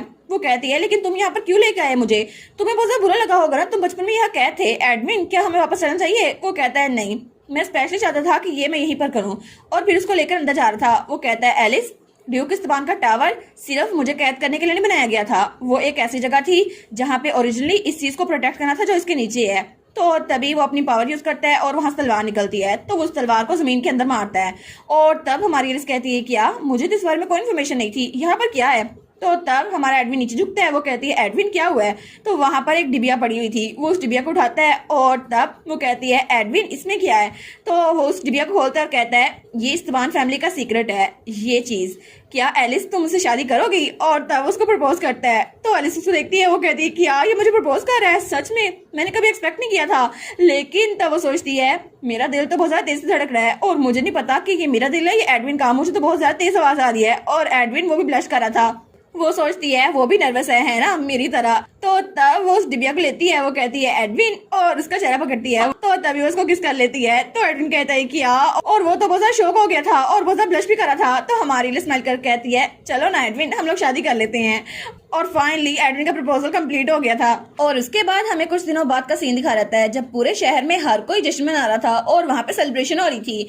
हर कोई पूरे शहर को सजा रहा था और हमारी हीरोइन की बेकरी वहाँ पे भी सारे आइटम्स आज के दिन के लिए फ्री मिल रहे थे और हर कोई वहाँ पे रश लगाए हुए था। तो तभी वहां से बहुत ज्यादा बग्गियां आ रही थी और उन बग्गी में हमारी रेचल भी थी। वो कहती है फादर लोग के चेहरे पे एक्सप्रेशन कितना अच्छा लग रहा है ना, सारे सिटीजन बहुत ज्यादा खुश है ना। तो वो कहता है हाँ बिल्कुल, क्योंकि नई एम्प्रेस आज थ्रोन पे बैठने वाली है ना। तब उसका फादर कहता है क्योंकि हमारी जजमेंट वो बिल्कुल भी गलत नहीं थी, हमने एलिस के बारे में जो सोचा था वो बिल्कुल अच्छा हुआ क्योंकि वो स्पिरिट की ब्लेसिंग के साथ यहाँ पर आई है। और तब दूसरी तरफ हमें महल का सीन दिखा रहता है जहाँ पे हमारी एलिस उसको आना तैयार कर रही थी और आना अभी तक उसके साथ ही थी और हमारी एलिस के हाथ में बहुत लंबी लिस्ट थी जिसको वो तैयार कर रही थी। वो सोचती है अब मुझे क्या करना चाहिए। तो तभी वो कहती है आना अब मैं क्या करूं, मुझे तो लगता है मुझे पूरी स्पीच भूल जाएगी। तो वहीं पे एडविन आता है। तो आना कहती है आप ऐसे टेंशन ले रही है, आपने इतनी बार इसकी प्रैक्टिस की है, आप तो नींद में भी इसको रिसाइट कर रही थी। वो कहती है लेकिन मैं सच में बहुत ज्यादा नर्वस हूँ, मैं तो बहुत ज्यादा डरी हुई हूँ, मैं इसको मैसअप कर दूंगी। तो तभी एडविन उस स्पीच को लेता है। तो वो कहता है अगर तुम्हें ये नहीं करनी तो रहने दो, मैं कर दूंगा, बस तुम्हें डरने की जरूरत नहीं है। तो वो कहती है नहीं मैं ये करना नहीं चाहती, ऐसा नहीं है, बस मैं थोड़ी ज्यादा एक्साइटेड हो गई थी। तो तभी वहाँ दरवाजा खुलता है और मिकाइल आता है। वो कहता है अभी तुम लोग की तैयारी नहीं हुई। वो कहती है इवान एल तुम लोग आ गए। तो एडविन को तो बड़ा गुस्सा चढ़ा था कि ऐसे ही मैं उठा के आ गया। तो तब मिकाइल कहता है वाह ये तो तुम पे ज्यादा सूट कर रहा है जितना मैंने सोचा था। वो कहते हैं थैंक यू एल, तुम भी आज अच्छे लग रहे हो। तो वो कहता है तुम तो ऑब्वियस बात कर रही हो, मैं तो हर बार अच्छा लगता हूँ। तो तभी हमारे एडविन को तो बड़ा गुस्सा आ रहा था और पीछे से इवान मिकाइल के पिंच करता है। वो कहता है बस कर दो। तो वो कहता है भाई बहुत ज्यादा दर्द हो रहा है। तो हमारे लिए स्माइल करती है। वो कहता है एनीवेज आज आखिरी बार होगा ना, हम इतने कैजुअली बात कर रहे हैं। एलिस नहीं मेरा मतलब है योर मैजेस्टी। और उसके सामने झुकता है। वो कहता है कॉन्ग्रेचुलेशन आज आप एम्प्रेस बनने वाली हैं और मैं उम्मीद करता हूँ कि आप हमारे एम्पायर के लिए अच्छा काम करेंगी और आप अच्छे से रहेंगी। तो एलिस वो भी स्माइल करती है। तो तब इवान भी हमारी हीरोइन को ग्रीट करता है। वो कहता है मैं भी आपको कांग्रेचुलेशन कहता हूँ योर मैजेस्टी। तो वो कहते हैं इवान तुम मुझे मेरे नाम से बुला सकती हो और ये अच्छा होगा कि मुझे एक दोस्त की तरफ से भी ग्रीटिंग मिले। तो तब वो भी स्माइल करता है। वो कहता है जी। और वो सोचता है जब मैं इनको ट्रीट करने के लिए ड्यूक की स्टेट में गया था ना, तो मैंने कभी इमेजिन नहीं किया था ऐसा दिन भी आएगा। और ये तो बहुत छोटी बच्ची थी, लेकिन अभी मेरे सामने ये एम्प्रेस बनने वाली हैं। और तब वो एडविन को भी देखता है, वो कहता है एडविन भी बिल्कुल बड़ा हो गया है और मिकाइल मेरा भाई वो भी बड़ा हो गया है। लेकिन मैं कुछ ज्यादा फिक्रमंद हो रहा था कि ये बच्चे कैसे बड़े होंगे, लेकिन कितने अच्छे से बड़े हो गए ना। और आना की आंखों में भी आंसू आ रहे थे। वो कहती है प्रिंसेस आप तो बहुत जल्दी बड़ी हो गई। तो इवान कहता है कोई बात नहीं, हम लोग पिकनिक मना लिया करेंगे। वो कहती है हाँ हाँ हम जरूर ऐसा किया करेंगे। और तभी वहां पे कोई कहता है योर मैजेस्टी आपके एंट्रेंस का टाइम है। तो तब एडविन उसकी तरफ हाथ बढ़ाता है। वो कहता है ठीक है एलिस तो चलो बाहर चलते हैं। और क्या तुम मेरे साथ चलोगी? वो कहती है हाँ, और उसका हाथ पकड़ लेती है और दोनों हाथों में हाथ डालकर बाहर निकल रहे थे। लेकिन तभी पूरे हाल में सारे नोबल्स जमा थे और तभी वहां पर दरवाजा खुलता है और ऐलान होता है एलिजाबेथ रूट एल्गोरस वान हर मैजेस्टी एम्प्रेस एंटर हो रही हैं। और वहां पे इवान, मिकाइल, उसका गार्ड और बाकी के लोग भी थे और चेस्टर और लॉइस भी थे। वो सोचती है सब लोग यहाँ पर जिंदा है जो कहानी में मर गए थे। और वहां पे रेचल और उसका डैड भी था। और फाइनली तब वहां दरवाजा खुलता है और हमारी एलिस वहां से आती है। वो सोचती है ये पूरी दुनिया, ये मेरी दुनिया बन गई, क्योंकि मैं इस जगह से नहीं थी, लेकिन फिर भी अब ये एम्पायर ये मेरा होगा। और तब वो ताज उसके सर पे रखा जाता है। और फाइनली हमारी एलिस वो एम्प्रेस बन चुकी थी और वो कहती है मैं एलिजाबेथ रूट एल्गोरस वान डिक्लेयर करती हूँ कि अब से इस पूरे एम्पायर की प्रोस्पेरिटी के लिए काम करूंगी। और वो बहुत लंबी स्पीच देती है। तो सब नोबल्स वो कहते हैं जी हमें उम्मीद है कि आप ऐसे ही करेंगी। और उसके बाद बालकनी का दरवाजा खुलता है और हमारी एलिस वहां पर आती है और तब वो स्माइल करके अपनी पूरी आवाम को देखती है और हर कोई इसको देखकर बहुत ज्यादा खुश था। वो सोचती है मैं अब एक न्यू एम्प्रेस बन चुकी हूँ, तो अब से मुझे अपनी एम्पायर के लिए काम करना होगा चाहे कुछ भी हो जाए, ताकि कोई बच्चा अकेला न रहे और सब लोग खुश रह सके, क्योंकि अब से सबके लिए एक बेटर टुमारो होगा। और तब हमारी ये सोचती है और मैं अकेली भी तो नहीं हूँ ना, मेरे साथ बाकी लोग भी हैं और मेरे साथ एडविन भी है। और तभी वहाँ पे एडविन आता है और वो कहती है ठीक है अब मैं इंपेरियल डिक्री अनाउंस कर दूंगी। और एडविन उसके साथ आकर खड़ा रहता है और दोनों स्माइल करते हुए कितने प्यारे लग रहे थे ना। तो सब लोग उनको देखते हैं, वो तो बहुत ही ज्यादा खुश हो गए थे। वो कहते हैं वाओ एम्प्रेस के साथ साथ एम्पर भी। तो सब लोग उन दोनों को ग्रीट करते हैं। वो कहते हैं एम्पर और एम्प्रेस सलामत रहें, आप लोग हमेशा सलामत रहें, long live the emperor and empress. और हर कोई बहुत ज्यादा खुश था। और वहां पे वो बर्ड भी बैठा हुआ था जो कि स्पिरिट था। वो कहता है गोडेस मैंने आपका काम खत्म कर दिया जो आपने मुझे दिया था। और तब उड़ के हेवन की तरफ जा रहा था। वो कहता है इसके साथ ही पूरी दुनिया में पीस कायम हो जाएगा। और तब वो बिल्कुल एक फिनिक्स बन गया था और हवा में चला गया था। और पीछे हमारा एडविन और एलिस वो लोग बिल्कुल खुश थे क्योंकि उनकी कहानी हैप्पीली एंड हो गई थी। तो हमारी ये सोचती है इस कहानी के खत्म होते होते मेरा दिल भी भर गया, क्योंकि मुझे ये सब लोग बहुत ज्यादा पसंद है और मैं हमेशा हमेशा यहीं पर रहूंगी इन सब के साथ, हमेशा खुश। और इसी के साथ ये पूरा मानवा यहीं पर एंड। तो फाइनली ये हैप्पी एंडिंग हुई। और स्टार्ट में जो कहानी इतनी जरा बुरी थी, हर कोई दुखी था, एंड पे हर कोई खुश हो गया। और ये पूरी कहानी मुझे तो बहुत ज्यादा मजे की लगी। आप लोग बताइएगा आप लोगों को ये पूरी कहानी कैसी लगी और आप लोग का फेवरेट कैरेक्टर कौन सा था। मेरा फेवरेट कैरेक्टर वो तो इवान और आना थे, क्योंकि वो दोनों ही बस अच्छे अडल्ट थे इन सब की लाइफ में। बाकी सब तो बहुत ही ज्यादा बुरे अडल्ट थे, स्पेशली ड्यूक। तो आप लोग अपना फेवरेट कैरेक्टर कमेंट में बताइएगा और मजीद वीडियोस देखने के लिए चैनल को सब्सक्राइब कर दें और वीडियो को लाइक कर दें। मैं न्यू मानवा स्टार्ट करने वाली हूँ, तो चले मिलते हैं न्यू मानवा में। तब तक अपना ख्याल रखिएगा और दुआओं में याद रखिएगा। Bye bye.